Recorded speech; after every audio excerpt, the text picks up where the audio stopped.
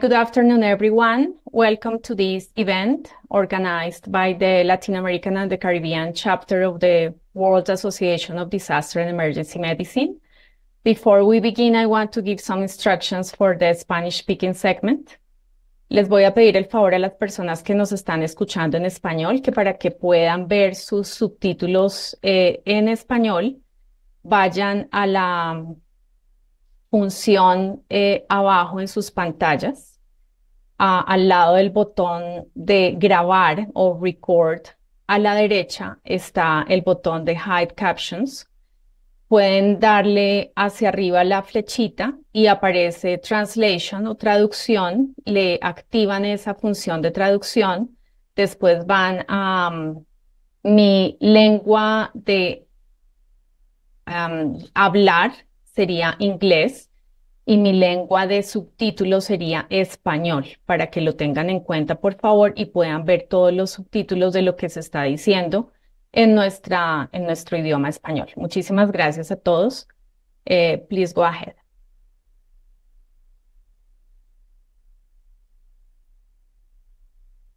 Hopefully everybody is turned over. Thank you, Sandra.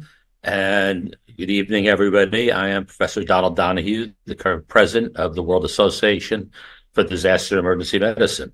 So, question is, why disaster medicine? Well, for all the beauty in this world, it can be a truly brutal place. We see earthquakes, we see floods, we experience wildfires, accidents, more accidents. And by education, training, and practice, we're taught to take care of patients, usually one patient at a time. We spare no effort. We do everything we can to save a patient. We work tirelessly. But what happens if there's tens or even hundreds of injured? The hospital or the clinic itself is damaged or destroyed, or it's something unusual like a chemical, biological, radiological attack, or a kinetic attack, a terrorist or conflict.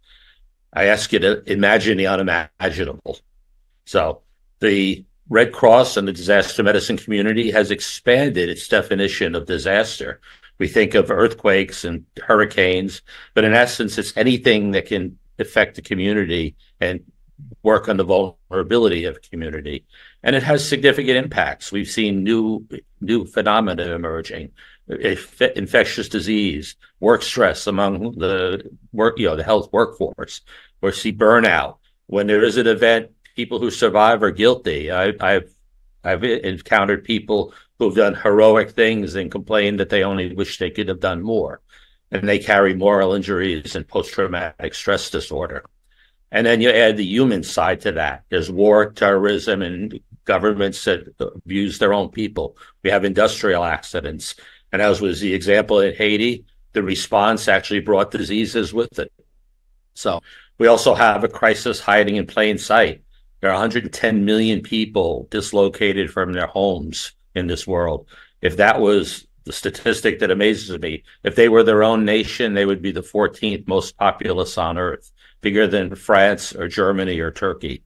40% of them, almost half, are under 18, and almost 63 million are internally displaced within their own country. We also face, after a disaster, vexing phenomena. Disaster tourism. People show up, both the curious and the people who have been thrown out of the profession and want to come back. There are those who are both responders and victims, the immediate responders. We have post-traumatic stress. Systems fail, logistics sometimes fail us, supplies don't get where they need to be, or sometimes the logistics work really well and we get too much supplies. We wind up managing extra material. Our vulnerability can fail, and we have to take care of the safety of healthcare workers. Einstein once famously pointed out that imagination is more important than what we know, because it's the imagination that can make a difference. And for us, this point, so as a colleague of mine said, we must be professional pessimists. On Tuesday morning, 9 September 2001, I was in my office in a rather curiously shaped building. Nobody expected what happened that morning. Nobody expected it. But I can share that they were prepared for it, because a mere 3 months earlier, the Pentagon sits on the glide path of National Airport, And the clinic inside the Pentagon had an exercise to prepare for an airplane crash. Nobody dreamed that it would be into the building itself, but the medical staff knew what to do and they responded accordingly. So that brings us to, again, the why of disaster medicine. Well, it's a discrete body of knowledge. It prepares us for the unexpected. It's emergency management and healthcare combined. It saves lives, sometimes including your own. And ultimately, it enhances our skills as clinicians and providers. So, segueing into WADM, the road ahead is we need to imagine, investigate, innovate, initiate, and integrate. We have a global network, the Latin American chapter being one of them, regional chapters, special interest groups. We focus on coordination and collaboration, education, sharing information, and advocacy. We have the building blocks of increasing interorganizational collaboration, including getting more inclusive representation, transdisciplinary and geographically and economically, enhancing our outreach, and creating a preferred source for research, resources, and dissemination. There's a list of recent collaborations over the last year or so, as we've gone to all corners of the world to communicate and learn. We're projecting some. These are select things we'll do this year, leading up to our next biennial Congress in Tokyo. We've established on our website a research laboratory. It's in its infancy, but a point where people can go for references, for hopefully for sample plans, and to help plan and do what you do. We're promoting an advocacy agenda with core curriculum, common lexicon, so we all speak the same terminology, inter and transdisciplinary, sharing information, expanding medical intelligence capabilities, sharing the emerging diseases and threats with our neighbors, collaboration with other organizations, and again, promoting research and publications. We have a well-regarded peer-reviewed magazine. We meet every 2 years in different parts of the world. We have regional and subject-specific convenings such as this. We have podcasts, webinars, fireside chats, and social media. And we establish and are expanding both academic and professional society linkages of similar people. We have a robust social media presence. We're expanding our reach. We are in active communication and discussions and activities with multiple World Health Organization entities. We have an agreement with UNITAR to do training and research. We're about to sign an agreement with the World Humanitarian Forum. We're in discussion with IFEM and other organizations to expand our reach. As we close, I'll quote H.E. Luckach, who is from Yale Divinity School, said something truly prescient. No one can whistle a symphony. It takes a whole orchestra to play. When we respond to a disaster, we become that orchestra. We have an annual report that's available upon request, showing what we did. And ultimately, I want to thank you and hope to see everybody, or as many of you, at our next biennial conference on emergency and disaster and emergency medicine in the beginning of May in 2025.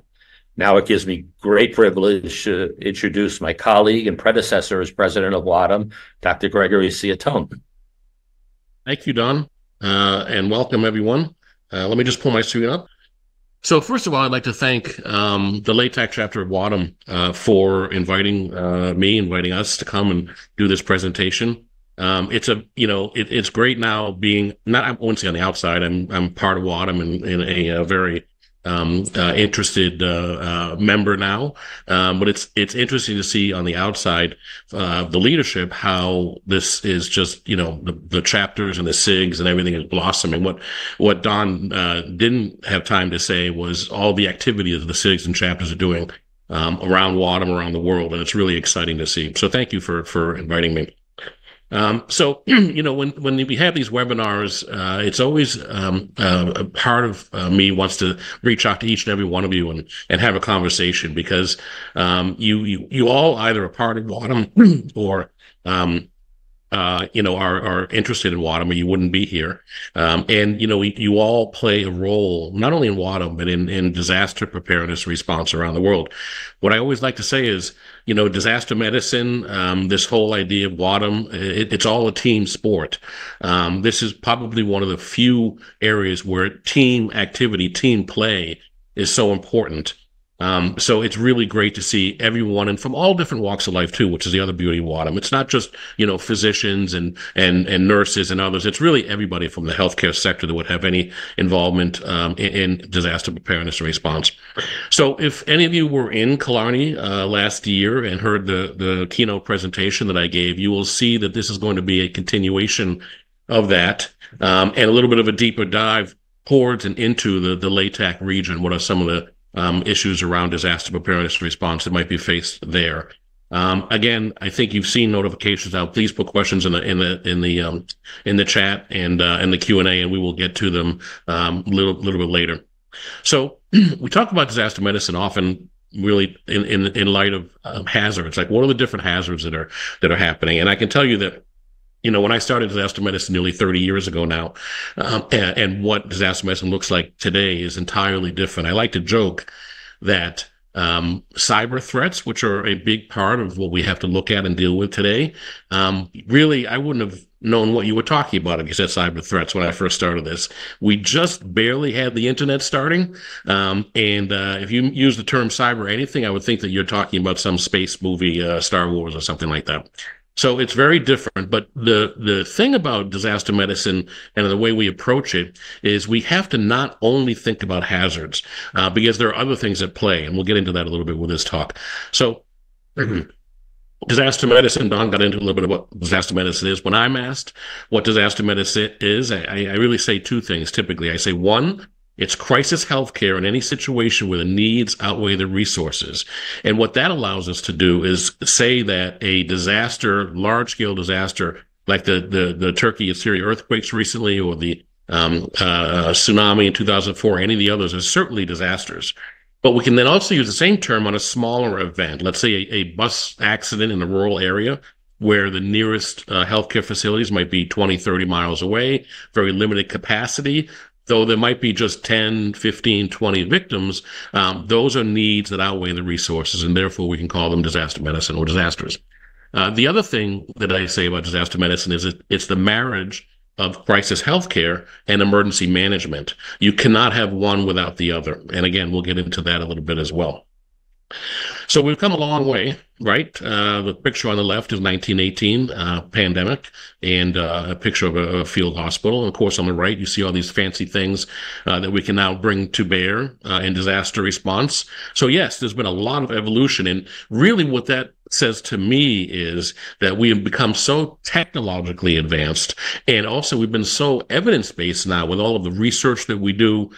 We know a lot about disaster preparedness and response.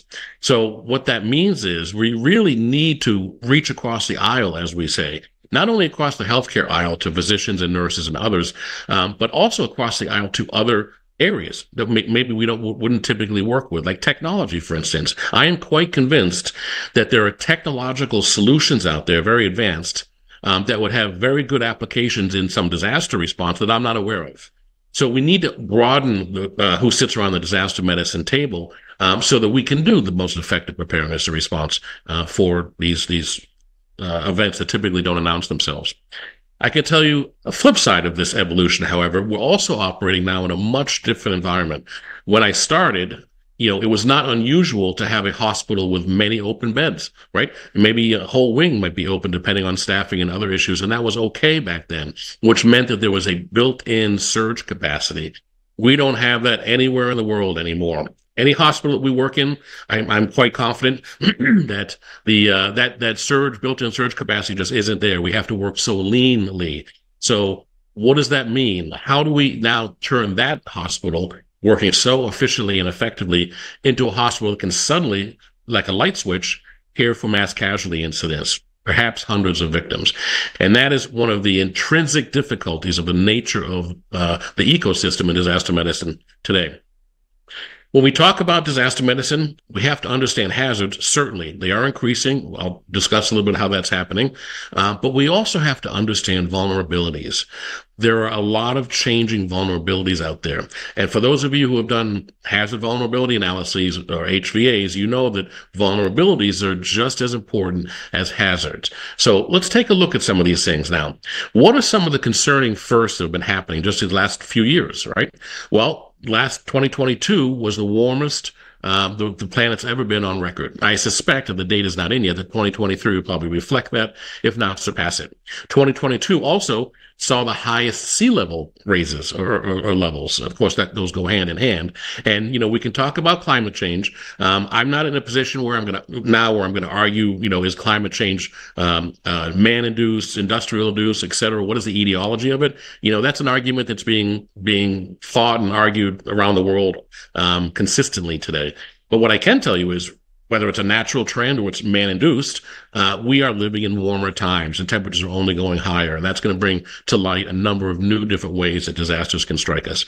We also live, and this is a vulnerability, we live in a world now where for the first time there was over 600 million people that live within 10 meters of sea level or less. I don't need to tell you what that vulnerability is all about. We've also seen with the COVID pandemic, the first time that a novel virus has emerged with an R0 level, a measure of transmissibility, an R0 level greater than 2, typically influenzas are in the 1s, greater than 2 in the era of air travel. And this brings a whole new dynamic to global pandemics as well. First time we're seeing active major warfare in and around nuclear power stations. This is a concern. Of course, I'm speaking of Ukraine. It's also the first time that AI is really emerging onto the scene in a very big way. But the first time, among other things, that AI-empowered weapons can actually autonomously decide how, where, and when to kill human beings on the battlefield. It's also the first time entire healthcare systems IT systems can be brought down from continents away. And you know how reliant we are on IT and healthcare. This, of course, is a vulnerability and a hazard. And it's also something that's very concerning to me.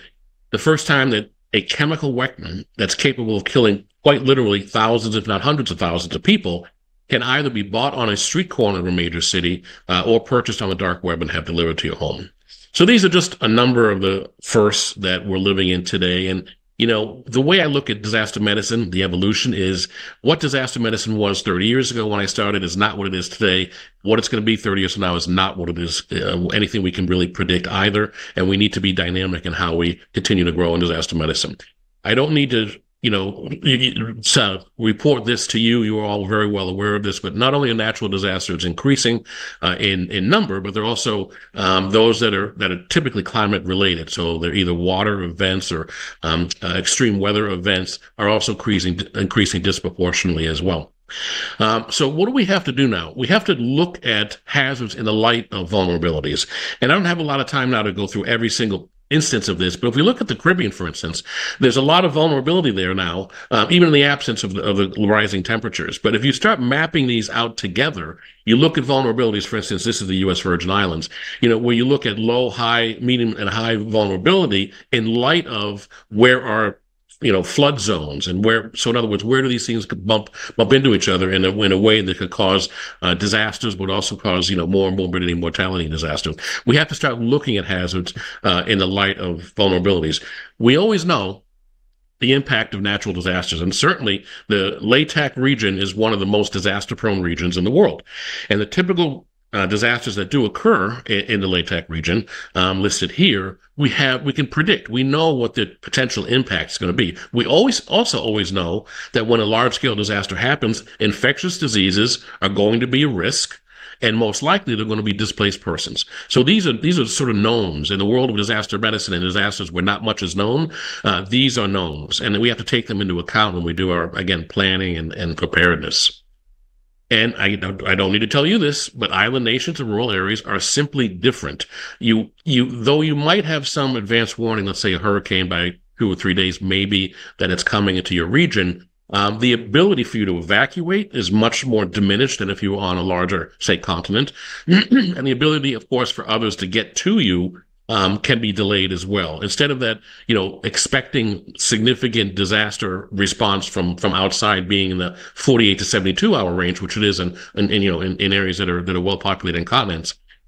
You can't really expect that in island nations and some of the more rural areas. You have to expect a longer delay essentially before that can reach you, which has implications that I'll get into in a minute. So when we talk about in the region this idea of what is disaster medicine, we want to talk about the disaster cycle.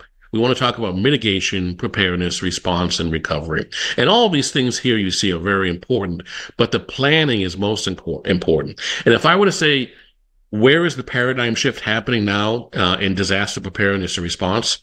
I would say it's in the idea of building local infrastructure, particularly in island nations and rural areas that are not only disaster prone, but might not have the underlying resources in healthcare and some of the other areas that are most important in disaster response. A typical disaster response usually looks like this. So the affected area, affected population, the disaster hits on the national or regional level, all different systems in place react to it. If it surpasses that capability, which oftentimes it does, outside assistance is asked for, and then usually it's WHO and NGOs and others are coming in. We know about the WHO EMT initiative, which is a terrific initiative run by my colleague and friend Flavio Salio. Are now certifying these teams that can come in and respond. So this is kind of what the response typically looks like. It's it's not exactly the same every time, but typically what it looks like. So there's always going to be a need for disaster response, particularly in countries that are, again, more rural and perhaps developing in areas where the infrastructure isn't very robust. But the argument now is, in addition to that response, we also need to take a look at this idea of building local capacity, local infrastructure. Why do we say that? Well, there's actually evidence that supports this. This is a study back from the Hurricane Maria in 2017 that went through the Northern Caribbean. And what the study showed is that in this case, in Puerto Rico, actually many more, orders of magnitude more people died in the months following the hurricane, the acute event, than actually did during the hurricane. And the onus of that, or the reason for that, was placed on disruptions, among other things, but one of the major reasons was disruption in healthcare. So what that says to me is, we've always paid attention to the acute phase of a disaster. Again, we need to continue to do that. We also need to pay attention to the post-acute phase of disaster. That means a few things. That means we train all members of the healthcare system. Nursing is extremely important. We have a disaster nursing fellowship that we run that works alongside with the disaster medicine fellowship, and it's an extremely important thing. Reaching out to other areas of medicine that can support that post-acute phase is an important thing as well. We need to, if we're going to call ourselves disaster medicine specialists, we need to pay attention to the entire disaster, not just the acute phase, but also the post-acute phase as well. So again, Dr. Flavio Salio and I put together an article last spring that was published in Nature, where we took a look at this idea of readiness. Now, what does readiness mean? Well, you may have the stuff, the idea of stuff, staff, et cetera. You may have the stuff and the personnel, but is your stuff and your staff and everything else ready? Is it ready to respond, again, like a light switch, when that unannounced disaster happens? And, the argument is that we should probably build readiness into the disaster cycle. It should fit somewhere between preparedness and response. And given that, the idea of readiness would then allow you to respond probably quicker, certainly quicker, and probably with less response needs. Translate readiness into building local capacity, building local infrastructure. So it's not just stuff. You could load your warehouse full of disaster stuff, but are you trained? Are your personnel trained? Have you gone through the education? Have you gone through the exercises to logistically work with that stuff very quickly to respond to disaster? That's readiness. So are you ready? How do we enhance readiness? What do we do? How do we get ourselves ready? Well, it's everything that we're probably about to talk about in some of the Q&A and we've talked about elsewhere. It's that idea of making sure that your responders, your potential responders, are well-trained and they're exercising well, and incorporating emergency management. I love to use this because it illustrates how every person's role in response is important. If you look at just one person here, what they're doing, it's a very relatively small thing. But if that one person doesn't do that small thing, that Ferrari does not get back on the racetrack. And that's the idea of disaster preparedness and response. So how do we enhance readiness? Again, I'm going to be ending very soon. We don't have a lot of time to get into a deep dive into all this, but there are ways to do this, ways to build the local capacity and essentially enhance your readiness. We've talked a lot about shelter design in the post-COVID era. You know, in the old days, shelters were exactly this on the left, right? This huge, warehouses or stadiums or whatever they might be, where you house many, many people. Now, in light of COVID and the idea of infectious disease, we understand that perhaps we need to design our shelters and operate them in a way that respects the idea of, trying to minimize infectious disease outbreaks. We also need to learn how to work with the military, from civilian military coordination. There was just recently an exercise here in the United States in Charlotte called Vista Forge, where military and civilian joint exercise where they mimic a disaster and they go through that process of how does that interface between military and civilian actually work. I like this picture because it's actually my old DMAT team. I was the commander of Massachusetts 2 DMAT.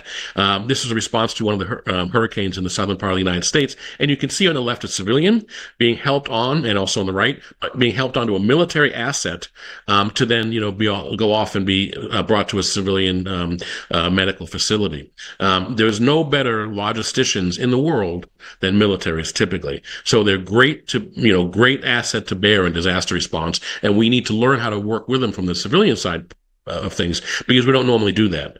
And it's good to practice and exercise that. So post-acute phase disaster medicine, it's reaching beyond emergency medicine, beyond the acute phase. It's reaching beyond a lot of things that we have typically been doing in disaster medicine in the past and trying to expand how we do this by expanding those people that are around the preparedness and response table, as well as bringing in other and outside, perhaps, agencies and personnel that are going to be able to enhance our disaster response.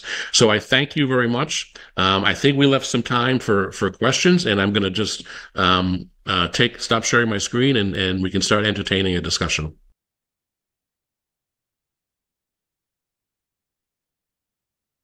Well, thank you so much. You're going to take it from here? Yeah. Yeah. Thank you so much, Dr. Ciottone. I'm Alejandro. I'm one of the co-chairs of the WADM LATAC chapter. It's a great privilege to share this moment with some good friends, old friends like Greg, new friends like Doreen. We have a few questions on the chat box. Please feel free to place your questions in the chat box, and we will proceed with the first question. First question comes from Lisa Kunin, says, thank you for this great presentation, a natural partner of public health. Can you please discuss how we can strengthen the partnerships between emergency medicine and public health? Well, certainly, and I think the relationship between emergency medicine and public health, I think, lies squarely in disaster medicine, and I'll expand that beyond emergency medicine. I think medicine in general, because again, I'm an emergency physician, so I'll speak from that perspective. I feel that I have as much of a obligation to be there in times of crisis, disasters, let's say, for my patient population, as I do to be there when they have a heart attack, a stroke, a car accident, trauma, what have you. So I would say that the onus now is on us who are clinicians in healthcare to make sure we understand what our role is in disaster preparedness, because that's part of public health. And I can only really speak to crisis public health disasters, because all the other great things that public health does, I do not consider myself expert in. But if we are practicing wherever it is we might be, and again, it's not just emergency physicians. I think the obligation, the onus is on us to make sure that we personally take the steps needed to make sure that not only am I ready to respond to a disaster, but my department, my hospital, my healthcare system is ready to respond to disaster. So I think that's probably the best way. I'd also like to, if you don't mind, open these questions up to, there are other experts here. I mean, Alejandro is certainly expert. Don, anybody, on our panel, why don't you please feel free to chime in as well? Yeah, I was coming off stop video on mute. in my quick presentation, we talked about being transdisciplinary and outreach, and I absolutely agree with Greg. One of the things in later this month, where Wadham's attending a meeting with the Association of Schools of Public Health of the European region, where we're specifically talking. We're going to be in the European Parliament, where we're specifically addressing how can we integrate disaster medicine better with public health. We've engaged. I've been in discussions with the American Public Health Association, not only about working together, but about them. They have a platform for continuing education. So I asked, will you put our disaster medicine continuing education on your platform? And they said, of course. We have to work out the business side of it, but bringing the communities closer together is absolutely. And I'll anticipate, Alejandro, the second question is the same thing. Reaching out to to other communities, civil protection, the military, as Greg talked about, and because it really is a team sport. The example I like to use was the crisis, the 2014 Ebola outbreak in Western Africa. The medical staff knew what to do, as horrible as Ebola is, and it was ineffective. What made that outbreak subside was the introduction of cultural anthropologists who got the people to change their habits, their generations-old habits, on how they dealt with the sick and the dead. So, that's a great example, an extreme example of going cross-disciplinary and bringing everybody into that same team sport, similar to that race car, Formula One race car analogy. So we're working on it, but it's bringing many, many communities together is a long project. Thank you both. Thank you. Yeah, I just wanted to add, since I sort of live in that space of healthcare, government, and public health, the best example is that the greatest stress test to a public health system is a major disaster or a healthcare emergency. And country leaders don't want to be in that position of, oh, we failed the stress test. What if we have done something to best integrate public health and disaster systems? So I think there's a lot of evidence to that. Most recently with COVID, obviously, as not necessarily a disaster, but a major public health emergency. The second question is, curious to hear your thoughts on bringing non-physician, non-nursing, non-EMS providers to train and be included in disaster medicine. I have found that consistently there is a lack of receptivity as a non-traditional provider, despite education and applicable skills that would apply in the pre-hospital disaster setting. This question comes from Megan Mitchell. Yeah, so you're teeing one up for me here, because I very much support broadening the world of disaster medicine, very much so. I mean, yes, clinicians for most disasters are important. The physicians, nurses, and paramedics you mentioned. But for instance, look at COVID, look at the pandemic. I mean, how many more people were instrumental in that response than just simply clinicians? Certainly clinicians were too, but there's a whole lot, depending on the disaster, a whole lot of things that have to go into disaster response. And again, it's not. When a large-scale disaster happens, it's not just your hospital or just a handful of clinicians and others that it's happening to. It's happening to a community, and the community needs to know how to respond.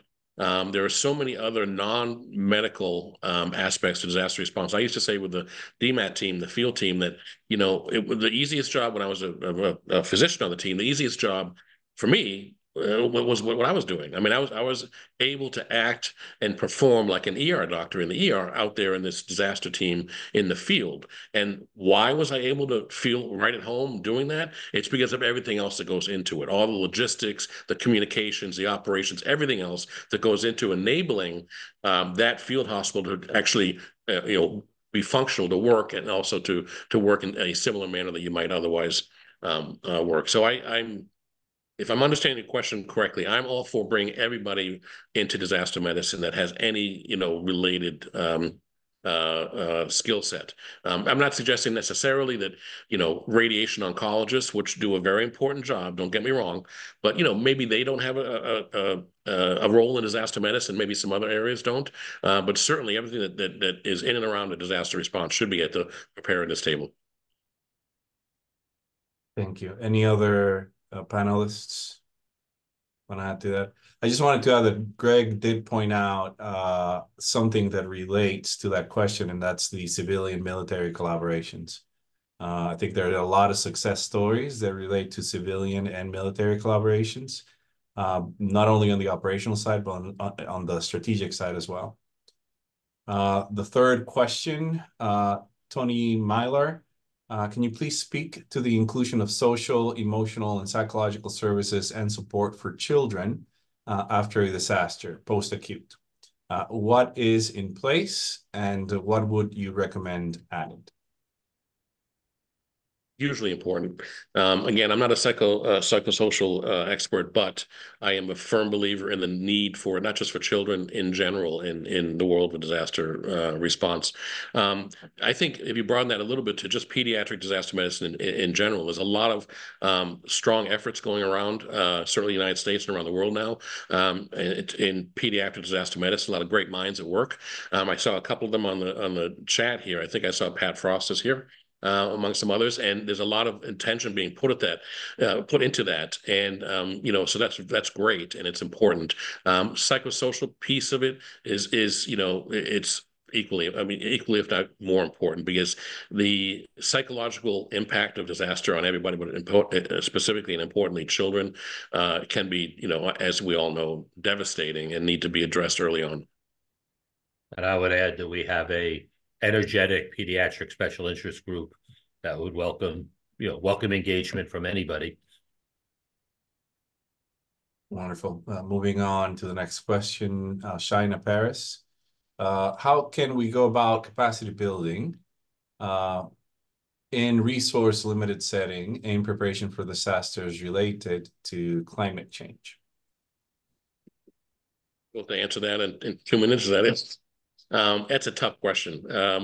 Capacity building anywhere is a multivariable and difficult task. But what I've found, and certainly I think it was the question was in resource limited areas, building capacity. But what I've found is when the capacity building has been most effective, most successful, I guess I should say, is when there's buy-in from leadership. So that might be government, whatever it might be, whatever organization or region or system you're in. If leadership, again, on the governmental level or otherwise, buys into the idea of preparedness, then you will have a much better way of increasing that local capacity. On the hospital level, one thing that I did when I was director of emergency management for the medical center that I practice in was, instead of having the hospital-based emergency management office essentially sitting off alone here like an island, where it's thought that just resources and funding and everything else goes to this place, and all it goes to is preparing for things that may never happen. Where in reality, and I think this argument could be made not just in the hospital level, but beyond that. In reality, most of, if not almost all of what you do in hospital-based emergency preparedness is actually enhancing daily operations. It's enhancing those systems that operate daily so that they can then respond in crisis. If you're not operating as efficiently as possible on a daily basis, you can't respond to crisis. So what I did is I took that office and I put it under quality assurance. And I made that connection, that argument. And, then you can see, and leadership can see that, oh, okay, right. This is not just for something that may never happen. Very good points. I have Dr. Ayana Whittington from Barbados. Thank you so much for taking the time to present to us. I wanted to ask a question concerning readiness. In your past experience, how often would you recommend having simulations with the aim of improving readiness? Every day. Joking. It's a balancing act, but really, I think of all the preparedness activities that we do, educating our personnel, all this other, activity, I think there's really the top of that list as far as, how much bang for the buck are we getting? How much impact are we having? Our exercises. Because what exercises do is they exercise the system. It's not just, not just addressing one issue or one group of people. And I would highly recommend when you do exercises to not do the traditional exercises. For instance, in the hospital, and when I was growing up, a disaster drill was you moulaged up a bunch of college kids, high school kids, and you ran them through the ER giggling and laughing. And you said, okay, you got a broken arm, you go here, you got a, abdominal wound, you go over here, and then the disaster's done. Testing surge in the emergency department is not nearly as important as testing surge everywhere else, right? I mean, extra 20 or 30 patients in the ER we call that just a bad day. But in other parts of the hospital, they're not accustomed to surge. So do isolated drills, do large scale drills. We used to do drills where, suddenly, Las Vegas style, we have 20 people from a disaster that need immediate emergent operating theaters and surgery. How do we do that? All these little things that test areas that aren't accustomed to surge, I would highly recommend. Yes, and I would make an analogy to football, or what up here they call soccer. If you want to be better at what you do, you play up. You play against more challenging. So, I think it was Alejandro talked about, politicians always want a happy ending. But if we're having a happy ending in our simulation and our exercise, then we're not doing anybody a favor. We want them to get to the point where they realize this is what we have to do to get better. That reminds me, and you can ask all my fellows, former fellows, that hear this ad nauseum from me. When you drill to fail. Do not do these drills that are simple and you run through them and everybody pats each other on the back and says, great job, off we go. No, drill to fail. In every exercise that we do, that we put on, and we do a lot of them, we always drill to fail, because that's when you learn. You do not learn, with a simple drill that you can just, kind of go through with your eyes closed. So always drill to fail. Wonderful. I just want to acknowledge the amazing turnout and so many different countries represented. Want to congratulate the organizing team for the success of this webinar. I have John Morris asking, so much of disaster medicine, as you say, Dr. Ciottone, involves post-disaster health management. That said, much of disaster medicine involves emergency medicine specialists. How can we better integrate other specialties who likely don't consider themselves disaster responders into disaster medicine? Yeah. So, right, that is part of the earlier conversation I was having, and also during the presentation when I said we have to reach across the aisle. Again, if we're going to deal with the post-acute phase as well as acute phase, we have to have capabilities in each of those areas, acute phase and post-acute phase. I am not a primary care specialist. I'm not a surgeon. We need to bring others around the table. And as one step towards that, what we started doing almost 10 years ago now in our fellowship training program is starting to offer positions for those that are not emergency medicine trained. Now, again, I'm not going to suggest that every specialty of physician or every specialty of nurse or otherwise needs to, be involved in this. But there are a select group that should be involved at a high level in disaster preparedness and response. But if you think about it also, I always like to say or think that, anybody in healthcare should know just this much about disaster medicine. Because all disasters are local is the term that's used, and the data evidence has shown that you could be in the middle of a city in Europe or the United States or wherever it might be, disaster strikes, large scale disaster strikes, and you should not expect significant organized outside assistance to arrive in at least 48 to 72 hours. That's proven again and again and again. And in certain areas, rural areas, island nations, otherwise, that could be a lot longer. So that means that, in the acute phase of a disaster, when a lot of the, morbidity and mortality is happening, it's almost entirely dependent on local resources. So everybody should know just this much about disaster medicine if you're in healthcare.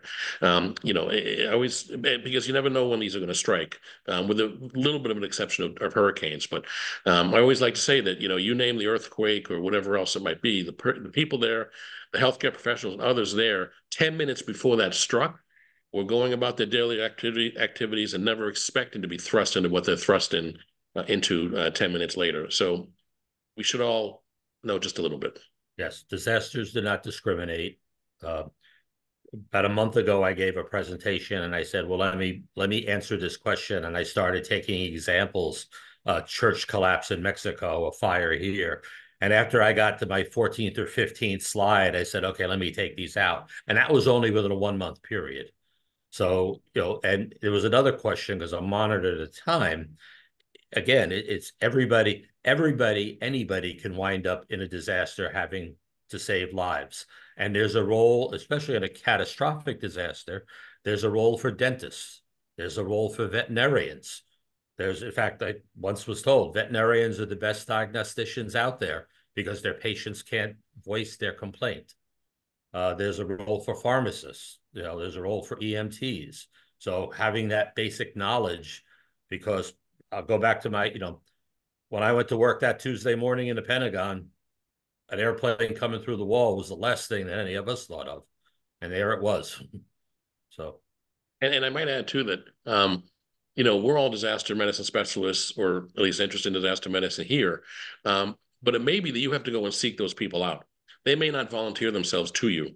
One of the things I did when I was director of emergency management again at the medical center was, over a course of about a year or so, I made a point of going to every relevant department, critical care, surgery, internal medicine, et cetera. And I did sort of a mini grand rounds for them on specifically what their department's role in a large-scale mass casualty incident would be for the medical center. So I went and sought them out. I didn't wait for them to seek me out. So it may be that you need to, pull on the coattails of some of your colleagues and say, hey, let's come do this exercise. Let's learn a little bit about this, just in case something happens. Wonderful. I just wanted to add that a paradigm shift moment was when we decided to separate first receivers from first responders and acknowledge that the hospital as a unit of first receiving played an important role. And want to acknowledge there's professional societies like the Critical Care Medicine doing amazing work in integrating critical care, disaster services. So I think the preached word is getting to the right organizations and resulting in the right change. I have Daniel Taylor. What efforts are underway to improve the ability of emergency response teams like EMT and USAR to respond to natural disasters in active armed conflict areas? For example, earthquake response in Syria, post-dam destruction flooding response in Ukraine. Yeah, well, I mean, I'm not going to be able to tell you, all of the different efforts that are being put out to get ourselves ready, better ready, and able to respond to these conflict zones. But, this is something that it's been around always, but it's really seems to have really been thrust upon us in the last handful of years with all of the different conflicts that are going on around the world. And again, these are different times. So the technologies available to bad guys to do bad things is significant. So the battlefield itself, the conflict zone itself is different. For instance, sea-burn issues, right? Chemical, biological, radiological, nuclear.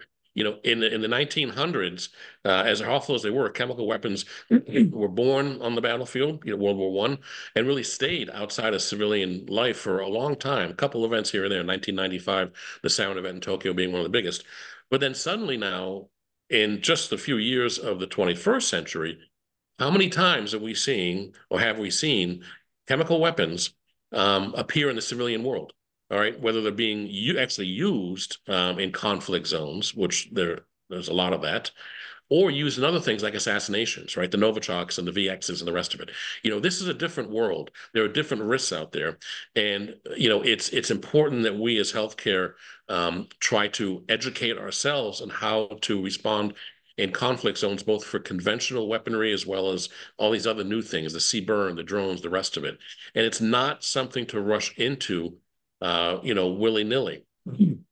There's scene safety was and is and will always be the number one concern for any kind of response, whether it's conflict zone, disaster, or anything. We need to understand all of the risks, the hazards, so that we can be effective in these zones, these conflict zones, but safely effective. So we've looked at some of these things. We looked at Mosul, for instance. We just did a symposium on the Battle of Mosul, and the idea of civilian military coordination and the development of things called trauma stabilization points. So trauma stabilization points are those things that are as safely as close to the the area of injury, the conflict zone as possible, as safely possible, but then a place to stabilize before you go out to definitive care. We're starting to implement this in some other things as well. Marathons, for instance. Marathons are targets, right? We certainly know that in Boston. And what about creating medical stations along the way that are there anyway, treating hypothermia and hydration, et cetera, into trauma stabilization points, giving them equipment and a little bit of training so that if need be, they can quickly pivot into a trauma stabilization point. So I'm getting a little bit off of your question. Bottom line is I don't know everything that's being done to prepare ourselves to get into conflict zones, but I do know it's important. It's necessary for us in this day and age. And I could share that it is a priority for the WHO and for UNITAR, which is part of the Peace Division. Both organizations are very much involved in looking into that and bringing experts in to address that challenge. Wonderful. How are we doing time-wise? About 10 minutes, I think. Got it. So our friend Fabian Rosas from Colombia has a question. Great presentation, Dr. Ciottone. I'm an emergency physician and disaster medicine lover. The overcrowding phenomenon that is a worldwide crisis. All of emergency departments are overcrowded, and all have been active disaster hospital plans. In case of multiple casualty event, what do you do? What do you recommend we should do? Tough question. So I had a conversation with a former director of a big organization that does a lot of disaster team response, et cetera. And part of the plans, well, for instance, the United States, part of the National Disaster Medical System plan in the United States is not just the DMAT teams, but it's also this sort of reservoir of hospital beds, so that again, at the flick of a switch, suddenly all these hospital beds, I think it's 18,000, or it's actually much more than that, all around the country, become available because hospitals have signed pre-designated or pre-arranged MOUs that in the event of a disaster, large-scale, huge disaster, whether it's domestic or overseas, I will donate these beds to the system. Now, this was created back in the late 80s when they were creating the whole NDMS, and it worked back then, right? Because I told you there was all these empty beds, et cetera. It's not going to work now. The reality is that even though, like, for instance, a hospital the size of my medical center, large, 400, 500 bed hospital, would probably dedicate about 50 beds, maybe more, to this system. Can any of you in any of your facilities see 50 beds suddenly becoming available? I can't, right? I mean, we have enough trouble just getting patients out of the ED, as you know, with overcrowding. So the solution that one of the solutions may be that, and we may have actually just solved the problem when we went through COVID. If you want to come and take my hospital beds in my overcrowded hospital for this disaster, maybe what you need to do, weather permitting, of course, is give me, like you did in COVID, a field hospital to plop in my parking lot so I can move my more stable patients into that somewhat, it's kind of inpatient, but a little bit of a step down, and care for them there. And I can then absorb and take in your acute patients. It's kind of what we do with COVID, right? With the field hospitals, whether it's a field hospital you give me, or it's again, a stadium, or I'm sorry, a convention center or something like that. Give me something to put my relatively stable patients into, that I can open up my beds for your very acute patients. It's not the only solution. It may not even, work in the end, but it's a possible solution. We need to think about this hard. Because I don't see this overcrowding crisis going away anytime soon. And I don't care how you talk about disasters and disaster medicine. The bottom line is it's all about the surge. Disaster medicine is handling surge, whether it's short-term surge in a mass casualty incident, or it's long-term surge in a pandemic or something that's a longer-term, natural disaster. It's all about how we handle the surge. And we are bootstrapping ourselves now with this overcrowding process. Yeah. Allow me to add one, because you touched upon one of my pet peeves for many years now. I can give you, through field hospitals, tents, I can give you beds, but I can't give you as nurses, respiratory techs, supply people. And that's the part that often gets left off. You have to look at the entire system and understanding that in a disaster, 70% of your staff will not show up because of personal reasons they can't get there. So it's a double dynamic. Right. Thank you. So in the interest of time, we're just going to cover one more question. Yeah, and I think also Alejandro Sandra was going to wrap up too, so we'll give her a couple minutes too. Yeah. That's exactly why. Just one last question, if everyone's okay. And I apologize for the other questions. I have placed some of the questions on the chat box for the host and panelists. And hopefully, if you added an email or contact information, maybe we can get back to you. Yeah. So we have the last question, Nancy Bonaire. During large-scale disasters that could potentially disrupt operations, what strategies or protocols have you found the most effective in managing the influx of patients, resource scarcity, and logistical challenges during such crisis? In hospital-based, I'm kind of assuming it's hospital-based or just in general. Well, I mean, again, it's all preparedness. I mean, I can try to list out certain things that you do, like reverse triage, and another thing that we do on the hospital level in Boston is we have it's called like a CMED phasing. And in other words, what we'll do is think this out. So pre-design this, that if we get notified through our radio system that there's a disaster that's just happened, and then typically what'll happen is they will tell us to expect a rough number, of patients coming to each facility, and they'll give us that information over the radio. That number may not be accurate. In fact, it's probably not accurate, but at least it's a number. And so what we've done is we've then taken those numbers and made decisions ahead of time. So I'm just randomly using these numbers. They just don't. I mean, they're not accurate. But let's say we're going to expect another. We're told we're going to expect 20 patients in from an MCI. Well, we really don't do much of anything in that situation other than just kind of being aware that's out there. We're going to get these patients in. Let's start getting people kind of ramped up. Let's say we're told we're going to get 30 patients in. Well, then we might do some things like reverse triage, right, where we try to empty the ER of less sick. Those can go home. Those can go upstairs. Try to open up space in the ER. Let's say we're told to expect 40 patients. Well, now we might do some internal movements. We might close down this area, elective area, open up this. This is before the first patient arrives to the hospital.